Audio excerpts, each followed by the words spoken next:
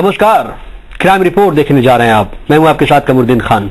किसी भी इंसान की निगाहों में छल कपट, साजिश, फरेब, अंधी महत्वाकांक्षा ये सब कुछ नहीं दिखता है, लेकिन कोई ना कोई जहन हर वक्त लिखने की फिराक में रहता है। जुर्म की किताब जिसका हर पन्ना शातिर इरादों से भरा रहता है। क्राइम रिपोर्ट खोलता उन्हीं काली किताबों के पन्ने और करता है आपको आगाह कि हर वक्त रहें सतर्क, क्योंकि किसी भी गली में आपको मिल सकता है एक गुनहगार।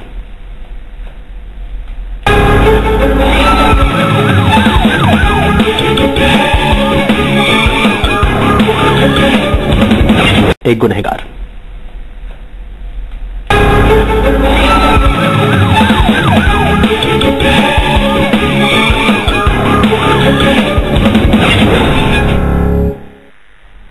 क्राइम रिपोर्ट की शुरुआत करेंगे आज एक बड़ी खबर से। झुंझुनू से एक खबर आ रही है, जहां पर बूढ़ागौड़ से ये खबर है। आनंद पाल फरारी का वाकया है ये, जिसमें एसओजी की बूढ़ा में दबिश दी है। एसओजी ने बूढ़ा में दबिश दी है। हजारी लाल मीणा के मकान पर एसओजी ने दबिश दी है। डीवाईएसपी एसके अवस्थी के नेतृत्व में ये टीम आई हुई थी। बूढ़ागौड़ जी पुलिस को साथ लेकर कार्रवाई की गई है, लेकिन मीणा के मकान पर कुछ नहीं मिला है। आनंद पाल के गुर्गों से पूछताछ के बाद ये दबिश दी गई है। दबिश की वजह से, हालांकि इसकी वजह क्या थी इसका खुलासा नहीं हो पाया है। आनंद पाल फरारी मामला आपको बता दें, आनंद पाल लगातार 3 सितंबर 2015 से फरार है। उसका कोई सुराग नहीं मिल पा रहा है। हजारी लाल मीणा के मकान पर कुछ नहीं मिला है। दबिश दी गई थी। आनंद पाल के गुर्गों से पूछताछ के बाद ये दबिश दी गई थी। एसओजी ने गुढ़ा में दबिश दी है। हजारी लाल मीणा के मकान में एसओजी ने दबिश दी है। एके अवस्थी के नेतृत्व में ये टीम आई हुई थी और ये दबिश दी गई है। हालांकि दबिश के कारणों का, इसके पीछे वजह क्या थी, उसको लेकर कुछ खुलासा नहीं हो पाया है। आनंद पाल के गुर्गे तो गिरफ्तार हो रहे हैं, लेकिन आनंद पाल कहां है उसका कोई सुराग नहीं लग पा रहा है।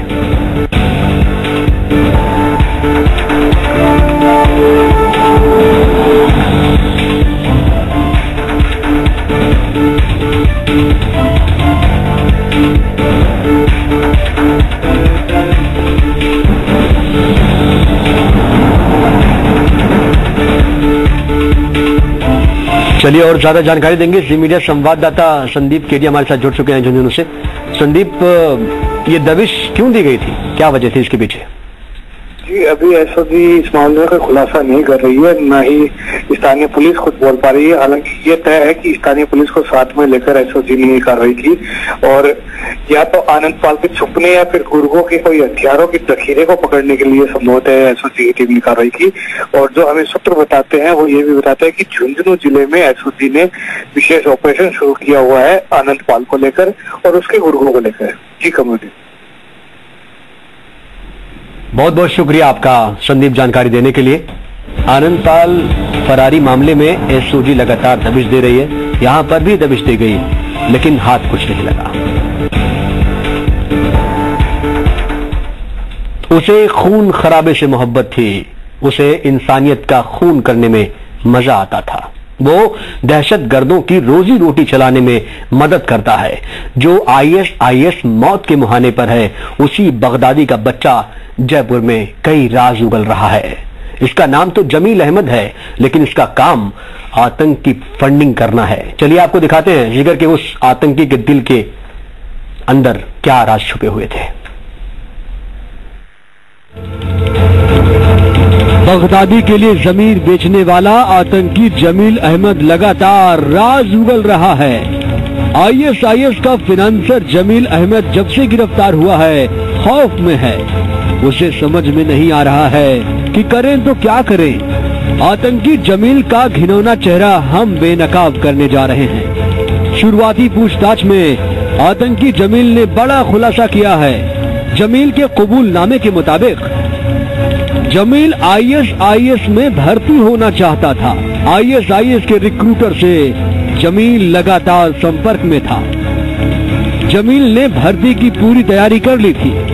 जमील की यूएसपी तकनीक थी, लिहाजा उसे आईएसआईएस में तकनीक की जिम्मेदारी मिल सकती थी। जमील अपनी 2.25 लाख की तनख्वाह में से 15% ISIS के लिए भेजता था। ISIS में शामिल होने के बाद जब परिवार को दिक्कत शुरू हुई तो जमील ने बच्चों के लिए मुंबई में 4-5 फ्लैट खरीदे। इससे पहले जमील ISIS एजेंट सिराजुद्दीन के जानने वालों के संपर्क में था। जमील के संपर्क में तमिलनाडु, ढाका, बांग्लादेश के लोग थे।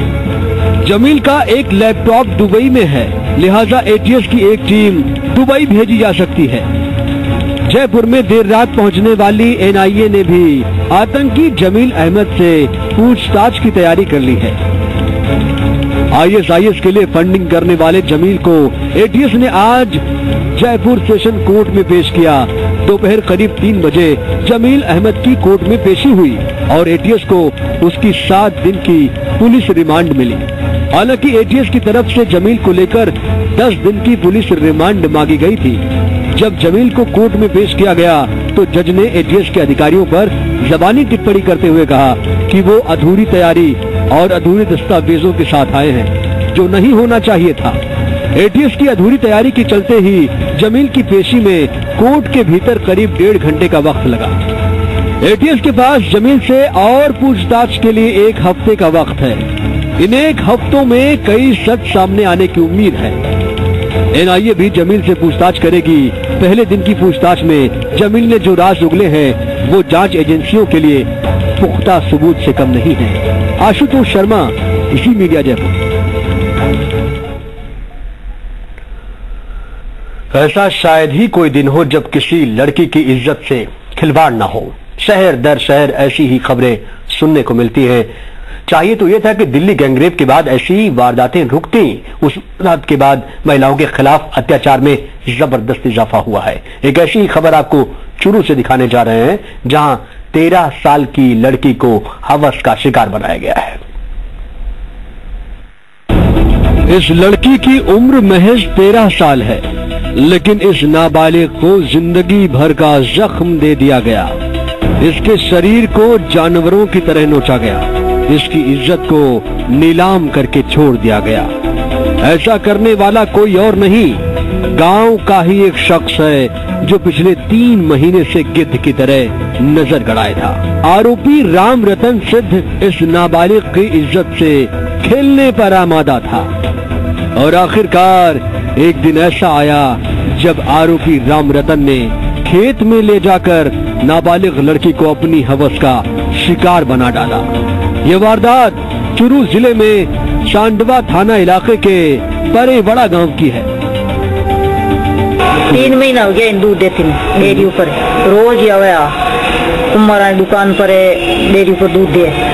3 महीना आज ही रोज ला रहे गाँव जो स्कूटर ले अस्पताल में रोक लिया ने स्कूटर। अब बड़ी दूर आगे उठ के जन ला रहा हूँ स्कूटर आगे दे मुंडा कर इंसार नाक बढ़िया साकत देख लियो थे। अच्छा लोग मतलब 9 बजे डाणी गई, कूदती गई, रोती गई, बुरी हालत यहाँ गज्जा कूदती गई। जना पार्वती मोटी लेने की शामी गई क्यों काई। वारदात को अंजाम देकर आरोपी मोटरसाइकिल से मौके से फरार हो गया। घटना के बाद नाबालिग अपनी ढाणी पहुंची और रोते हुए अपने परिजनों को आप बीती सुनाई। पीड़िता के दादा ने इस घटना की जानकारी सांडवा थाने में दी। पुलिस ने आरोपी के खिलाफ मामला दर्ज कर लिया है। पीड़िता का सांडवा के राजकीय सामुदायिक स्वास्थ्य केंद्र में मेडिकल करवाया गया है। थाना अधिकारी महेंद्र सिंह ने मौके का मुआयना किया और आरोपी की तलाश शुरू की, जिसके बाद आरोपी को दबिश देकर गिरफ्तार कर लिया गया। ने एक लिखित रिपोर्ट अपने नाबालिग पोत्री के साथ पेश होकर थाने पेश की, जिसमें उन्होंने बताया कि आज उनकी पोत्री गांव में दूध देने गई थी और वापस घर लौट रही थी तो राम रतन सिद्ध निवासी परेवड़ा ने मोटरसाइकिल से उसका पीछा करके खेत के पास ले जाके उसके साथ दुष्कर्म किया। किसी भी केस में मामला दर्ज होने के बाद पुलिस का काम शुरू होता है।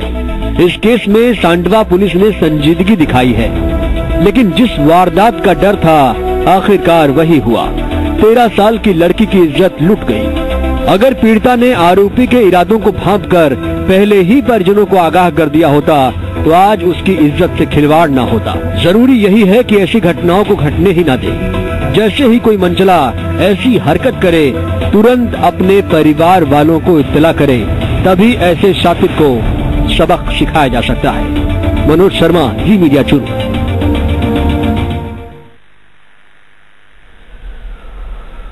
शिवसेना एक ऐसी पार्टी है जो विवादों के लिए जानी जाती है। वैसे शिवसेना के लिए अच्छी खबर यह है कि आज बाला साहेब की पुण्यतिथि है, लेकिन भीलवाड़ा में ये खास दिन शिवसेना के लिए अच्छा नहीं रहा।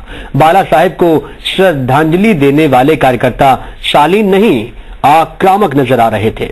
गुंडागर्दी पर उतारू कुछ कार्यकर्ताओं ने एक शख्स की बेरहमी से पिटाई की, लेकिन पुलिस का इंसाफ देखिए, जिसे पीड़ित समझना चाहिए उसे ही कटघरे में खड़ा कर दिया।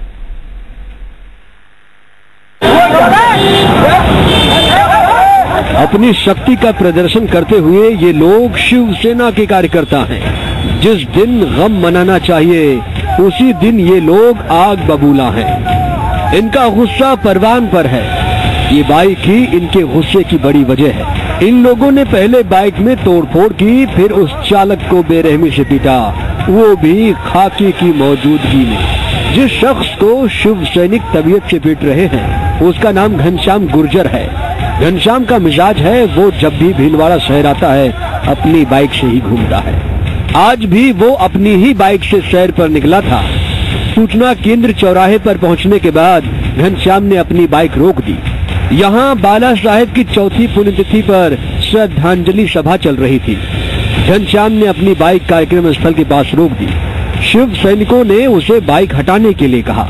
घनश्याम ने अंग्रेजी में रिप्लाई किया तो उसकी शामत आ गई। भीलवाड़ा में शिवसेना जिला प्रभारी गोपाल शर्मा से सुनिए घनश्याम का गुनाह क्या था। हिंदू हृदय सम्राट श्री बाला साहब जी ठाकरे की चतुर्थ पुण्यतिथि सूचना केंद्र पर शिवसेना भीलवाड़ा के द्वारा एक प्रोग्राम के द्वारा आज आयोजित की जा रही है कि अकस्मात एक व्यक्ति जो कि नशे पते में स्थित था वो आकर बाला साहब को अभद्र भाषा में गाली गलौज करने लगा और कई प्रकार की अनर्गल बातें उसने जोर जोर से चिल्ला कर कही। इससे शिव सैनिक और आम जनता काफी आक्रोशित हो गई और उसने जोर जोर से गाली गलौज करके हिंदू धर्म के बारे में भी काफी आपत्तिजनक बातें कही। पुलिस जाब्ता वहां पर मौजूद था। हम और हमारे सब अधिकारियों ने शिव सैनिकों के आक्रोश को रोकने का प्रयास किया और तुरंत उस व्यक्ति को पुलिस गिरफ्तार करके पुलिस थाना ले आई है। शिवसेना ने पहले तो घनश्याम की पिटाई की, फिर खुद ही पुलिस में उसकी शिकायत कर दी, जिसके बाद पुलिस ने पीड़ित घनश्याम को ही आरोपी समझ लिया। यहाँ सूचना केंद्र पर कोई शिवसेना के बाला साहब ठाकरे का कार्यक्रम चल रहा था। उस दौरान कोई घनश्याम गुर्जर नाम का व्यक्ति मोटरसाइकिल पर जा रहा था, तो इन कार्यकर्ताओं का इन्होंने रिपोर्ट दी है कि उसने बाला साहब को कोई गाली गलौज की और कार्यकर्ताओं के साथ मारपीट की। उसके ऊपर वहाँ पुलिस मौजूद थी और घनश्याम गुर्जर को दस्तयाब किया है और इन्होंने आशीष जोशी जो शिवसेना के कार्यकर्ता है उसने उस व्यक्ति के खिलाफ मारपीट और गाली गलौज की रिपोर्ट दी है और उसके ऊपर विस्तृत अनुसंधान किया जाएगा और जो भी लीगल कार्रवाई होगी वो की जा रही है। व्यक्ति को घनश्याम गुर्जर जिसके लिए बता रहे नशे में था उसको थाना कोतवाली पर। पुलिस ने शिवसेना की शिकायत को संजीदगी से लिया। अब सुनिए शिवसेना घनश्याम के खिलाफ क्या कार्रवाई चाहती है। और हम ये चाहते हैं कि जो आज उस व्यक्ति ने हिंदू धर्म का अपमान किया, माननीय श्री बाला साहब ठाकरे के प्रति जो गाली गलौज की है, तो मैं पुलिस प्रशासन से एक ही निवेदन करता हूं कि इस व्यक्ति के खिलाफ सख्त से सख्त, कड़ी से कड़ी कार्रवाई करके एक मैसेज दिया जाए कि किसी भी धर्म का अपमान, चाहे हिंदू हो चाहे कोई और हो, हम अब किसी भी प्रकार से इस अपमान को सहन नहीं करेंगे। उस व्यक्ति के खिलाफ पुलिस प्रशासन सख्त से सख्त कार्रवाई करे। हम सब शिव सैनिक पुलिस प्रशासन के साथ हैं। हम किसी प्रकार की और कोई अव्यवस्था नहीं चाहते हैं और शिवसेना इस घटना की पुरजोर शब्दों में निंदा करती है। भीलवाड़ा शहर को राजस्थान में अति संवेदनशील क्षेत्रों में गिना जाता है। इसके बाद भी पुलिस ने शिवसेना के कार्यक्रम को लेकर सुरक्षा के पुख्ता इंतजाम नहीं किए, जिसके कारण मामूली सी बात मारपीट तक पहुंच गई। एक छोटी सी बात पर आम आदमी को पुलिस हिरासत में रहना पड़ रहा है। सवाल यही है, आखिर पीड़ित घनश्याम को इंसाफ कौन दिलाएगा।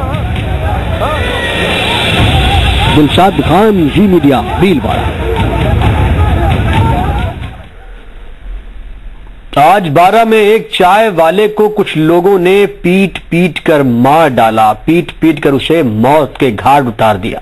इस खबर को सुनने के बाद आपके जहन में लाखों सवाल पैदा हो रहे होंगे। वो शख्स रात को दुकान पर मौजूद था। हमेशा की तरह इस बार भी थोड़ी रात हो चुकी थी, लेकिन उसे नहीं पता था कि रात उसके लिए आखिरी साबित होगी। उसे बिला वजह इतना मारा गया कि उसने दम तोड़ दिया। लोगों के गुस्से का शिकार हो चुका ये शख्स अपनी जिंदगी से हाथ धो बैठा। इसका नाम गोविंद नागर था। गोविंद का कसूर इतना नहीं था कि उसकी जान पे बन आए, ना ही इसकी किसी से दुश्मनी थी, बस इसकी किस्मत खराब थी। वो इसलिए क्योंकि उसने विद्युत ग्रिड स्टेशन के पास चाय की दुकान खोल रखी थी। दिल को झकझोर देने वाली ये वारदात 12 के अटरू में NH90 पर आर्डन गांव के पास की है। राजेंद्र सुरेंद्र कुछ और 10-12 आदमी थे, आसपास खड़े हुए थे। मैं जाके देखा नीचे गिरे हुए थे। फिर मैं वो तो निकल गए थोड़ी देर बाद में। फिर मैं गांव जाके गाड़ी लेके आया। फिर गाड़ी लेके डायरेक्ट 12 लेके आए। 12 तो ये कि वहाँ चाय के होटल लगाते हैं, और थोड़ी देर लाइट वाइट चली गई होगी। ये बोल रहे थे कि तो क्या करते हैं यहाँ पे लाइट लगा, नहीं तो हमारी वैसे कुछ ऐसे लाइट का मामला, लाइट की वजह से। एक चाय वाले की हत्या यूं ही हो जाने से इलाके के लोग हक्के बक्के हैं। इस वारदात के पीछे की वजह जानेंगे तो आप भी हैरान रह जाएंगे। दरअसल मुडला बिसौत गांव में बीती रात को बिजली नहीं थी। उन लोगों ने बार बार विद्युत स्टेशन पर फोन किया। जब किसी ने रिस्पॉन्ड नहीं किया तो करीब 15 लोग मौके पर आ धमके, लेकिन विद्युत विभाग का कोई कर्मचारी नहीं मिला। उन लोगों ने ग्रिड के बाहर चाय की दुकान लगाने वाले गोविंद नागर से विद्युत कर्मचारियों की जानकारी लेने की कोशिश की। उसने जानकारी नहीं दी क्योंकि उसे इसके बारे में कोई जानकारी नहीं थी। उसके बाद गुस्साई भीड़ ने ताबड़तोड़ चाय वाले गोविंद पर हमला बोल दिया। बेकसूर गोविंद नागर पर अपना हाथ साफ करने वाले बदमाश फरार हो चुके थे। गोविंद की जान बचाने की भरपूर कोशिश की गई। गंभीर हालत में उसे 12 जिला अस्पताल लाया गया, लेकिन उसने इलाज के दौरान ही दम तोड़ दिया। परिजनों की रिपोर्ट पर पुलिस ने आधा दर्जन से ज्यादा लोगों के खिलाफ हत्या का मामला दर्ज कर लिया है। शव का मेडिकल बोर्ड से पोस्टमार्टम करवाकर तफ्तीश जारी है। नागर की अडांद GSS के पास 6-7 लोगों ने मिलकर हत्या कर दी थी। डेड बॉडी को मोर्चरी में रखवाया गया है, पोस्टमार्टम किया जा रहा है। वो लाइट की बात को लेकर है कि लाइट इस गांव में कम आ रही है, ज्यादा आ रही है, इस बात को लेकर कुछ घटना हुई बताई। बिना वजह एक बेकसूर की हत्या से कई सवाल खड़े हो रहे हैं, लेकिन सवाल सबसे बुनियादी यही है, क्या आजकल किसी की जान इतनी सस्ती हो गई है? क्या ऐसी वारदातें कानून व्यवस्था को कमजोर नहीं कर रही हैं? राम प्रसाद मेहता, जी मीडिया 12।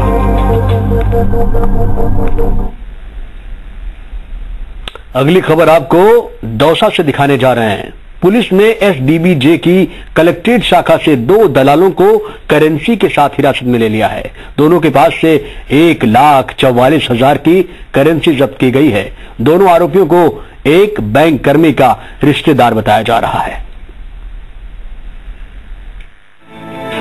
बैंक में पुलिस की मौजूदगी ये बता रही है कि यहाँ कुछ गड़बड़ है। बैंक में खड़े इन दोनों शख्स पर नोटों की हेराफेरी का इल्जाम है। पुलिस ने इनके पास से 1,44,000 की करेंसी जब्त की है। जब्त किए गए नोटों में 52 2,000 के और 400 100 के नोट हैं। ये नोट इनके पास कहां से आए, दोनों शख्स ठोस जवाब नहीं दे पाए। लोगों का आरोप है कि दोनों उसी बैंक में काम करने वाले किसी कर्मचारी के रिश्तेदार हैं। फिलहाल पुलिस ने दोनों को हिरासत में ले लिया है। जिला दौसा में कलेक्ट्रेट ब्रांच से 2 युवकों द्वारा 1,44,000 रुपए का विड्रॉल करना पाया गया है एवं 20,000 रुपए अपने अकाउंट में जमा करवाने का मैटर आया है। तो इस संबंध के अंदर जांच की जा रही है कि वो पैसे इन्होंने किस हिसाब से कैसे विड्रॉयल करवाए हैं। प्रथम दृष्टया तो ये सामने है कि इन्होंने अलग अलग अकाउंट से निर्धारित राशि है उसके हिसाब से इन्होंने पैसे विड्रॉल करवाए हैं। बाकी हाँ, जिनके अकाउंट से इन्होंने जो पैसा विड्रॉल करवाया है वो सारे बैंक एम्प्लॉई हैं और उनका अकाउंट उस बैंक के अंदर है। बाकी इस संबंध में आगे जांच की जा रही है। लोग बैंकर्स और आरोपियों पर मिली भगत का आरोप लगा रहे हैं। वहीं पुलिस जब हिरासत में लिए गए दोनों शख्स को थाने ले गई तो उनके रिश्तेदार बैंकर बचाव में पैसों की निकासी के सबूत लेकर थाने पहुंच गए। ऐसे में लोगों ने बैंक कर्मी पर जो इल्जाम लगाए उसकी तस्दीक हो रही है। फिलहाल पुलिस मामले की तह तक जाने की कोशिश कर रही है। लक्ष्मी अवतार शर्मा, जी मीडिया दौसा।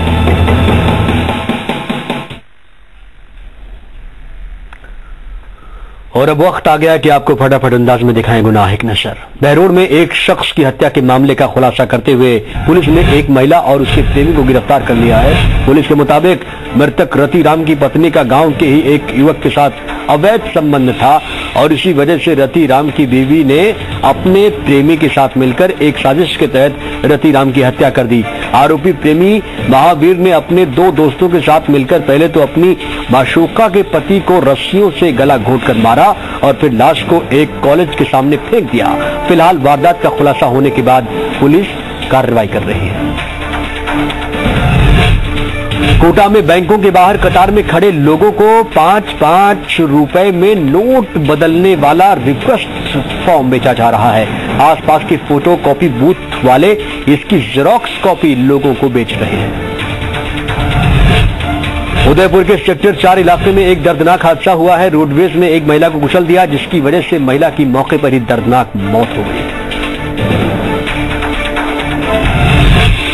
अनियंत्रित बस ने टक्कर मारी है। इस हादसे में 3 लोगों की मौत हो गई है। बादड़ी से आमेठ जा रहे थे सभी कार सवार।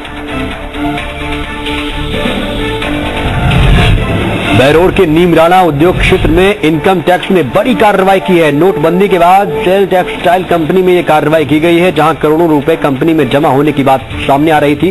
कंपनी के श्रमिक भी कंपनी में नए नोट होने के बाद मजदूरों को वेतन भुगतान में पुराने नोट देने का विरोध कर रहे थे। मजदूरों का इल्जाम है कि उन्हें नए नोट न देकर कंपनी में कहीं से लाकर स्टोर किए गए पुराने नोट दिए जा रहे हैं। अंदर इनकम टैक्स की कार्रवाई चल रही थी। बीकानेर के लूण करनसर में ऊंट गाड़ी पलटने से 3 लोग बुरी तरीके से जख्मी हो गए। तीनों घायलों को ट्रॉमा सेंटर में भर्ती करा दिया गया है। इलाज जारी है।